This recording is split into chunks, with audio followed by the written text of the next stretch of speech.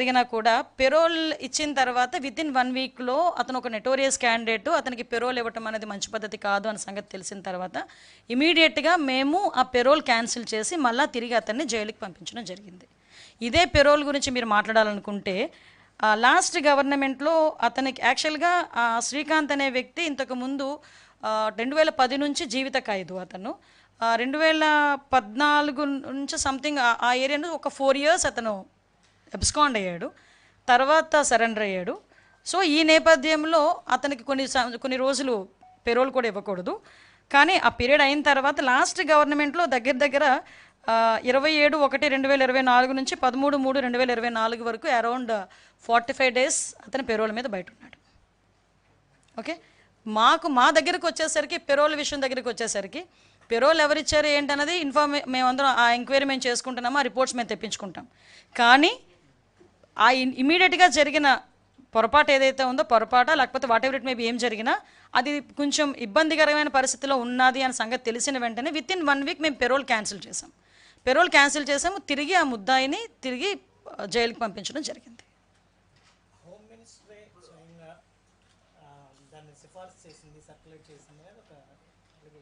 ఎవరున్నారు? నేనేమంటానంటే ఇప్పుడు దయచేసి అందరూ కూడా నాకు సోదరులు లాంటి వాళ్ళే. పెరోల్ ఎలా వచ్చింది ఏమొచ్చిందన్న పోస్ట్ మార్టం కన్నా ఆ వెనకాతలు జరుగుతున్న సిచ్యువేషన్ గురించి పోస్ట్ మార్టం చేసుంటే మీకు బాగుండేది, నాకు బాగుండేది. ఇప్పుడు ఫర్ ఎగ్జాంపుల్ అంతవరకు సిచ్యువేషన్స్ నిన్న మొన్న కొన్ని సోషల్ మీడియాస్లో హల్చల్ చేసినాయి. హూ ఈజ్ దట్ ఫెలో, ఆవిడ ఏంటి బ్యాక్గ్రౌండ్ ఏంటి, ఆవిడ ఏం చేస్తా అంది. సో నేనేమంటానంటే పెరోల్ అన్నది నేను డెఫినెట్గా చెప్తున్నానండి, పెరోల్ విషయంలో ఎలా వచ్చింది ఏంటన్నది నేనైతే డెఫినెట్గా మేమైతే మా ఎంక్వైరీ రిపోర్ట్ మాకు వస్తుంది, దాని మీద అయితే మేము ఎంక్వైరీ చేస్తున్నాం, అది పక్కన పెట్టండి. కానీ ఇమీడియట్గా మేము స్పందించి మాత్రం పెరోల్ క్యాన్సిల్ చేసి మళ్ళీ తిరిగి మేము లోపల తీసుకొచ్చి పెట్టాం. కానీ ఒకటి చెప్పండి.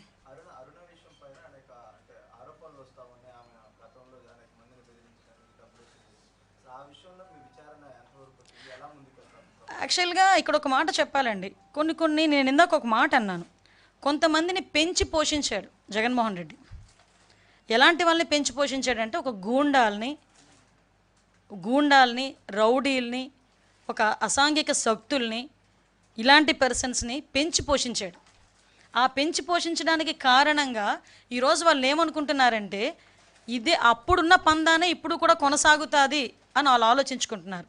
కానీ రౌడీలకి, రౌడీ గ్యాంగులకు కూడా చెప్తున్నా, అసాంఘిక శక్తులకి, రౌడీలకి, రౌడీ గ్యాంగులకి, రౌడీ షీటర్స్కి, వీళ్ళందరికీ కూడా ఒకటే చెప్తున్నా, ఇంతకు ముందు గవర్నమెంట్ కాదు, మీరు ఎలా పడితే అలా డ్యాన్స్ చేస్తాము, ఎలా పడితే అలా ఉంటాము, ఇంతకు ముందులాగే మేము ఇంకా బ్లాక్మెయిల్స్ చేస్తాము, ఇంతకు ముందులాగే బెదిరిస్తాము ఆఫీసర్స్ని, ఇంతకు ముందులాగే బ్లాక్మెయిల్ చేస్తాము, మేము కట్టడిలో తెచ్చుకుంటామని చెప్పుకోవడానికి ఇంతకు ముందు గవర్నమెంట్ జగన్మోహన్ రెడ్డి గవర్నమెంట్ అనకూడదు, కానీ ఒక అవినీతి గవర్నమెంట్. అందులో మీరు పెంచి పోషించి బయటకు రావచ్చు.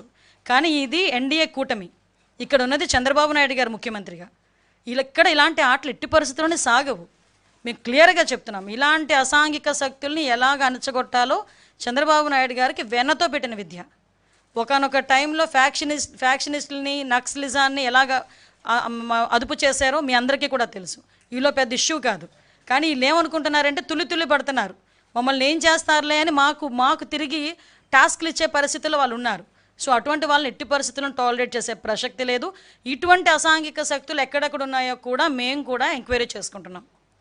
ఇటువంటి వాళ్ళు ఎక్కడెక్కడ ఉన్నారో కూడా మేము కూడా ఎంక్వైరీ చేసుకుంటున్నాం. ఎంక్వైరీ నేపథ్యంలో అటువంటి వాళ్ళందరి మీద కూడా ఉక్కుపాదం మోపుతాం. ఒకటి, మాకు పీస్ఫుల్గా ఆంధ్రప్రదేశ్ ఉండాలి, ఆంధ్రప్రదేశ్ ప్రజలు ప్రశాంతంగా ఉండాలి.